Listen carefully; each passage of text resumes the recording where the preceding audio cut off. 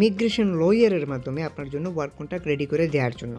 Work contract আসার পরে মানে এইরকম ওয়ার্ক পারমিট বা ওয়ার্ক কন্ট্রাক্ট যখন আপনার কাছে আসবে, আসার পরে আপনাকে মূলত অ্যাপ্লাই করতে হবে ভিসার জন্য, ভিসার জন্য অনলাইনের মাধ্যমে। এক্ষেত্রে কীভাবে ভিসার জন্য আবেদন করবেন সেটাই আমি এখন আপনাদেরকে দেখাতে চলেছি। ভিসার জন্য আবেদন করার জন্য আপনাদেরকে চলে আসতে হবে তাদের গভর্নমেন্টের এই ওয়েবসাইটটিতে আসার পরে আপনারা এখান থেকে একদম পাশে দেখতে পাচ্ছেন ওয়ার্ক ইন সার্বিয়া। ওয়ার্ক ভিসার জন্য যেহেতু আবেদন করবেন, ওয়ার্ক ইন সার্বিয়াতে প্রেস করলে আপনারা এরকম একটা ট্যাব দেখতে পাবেন।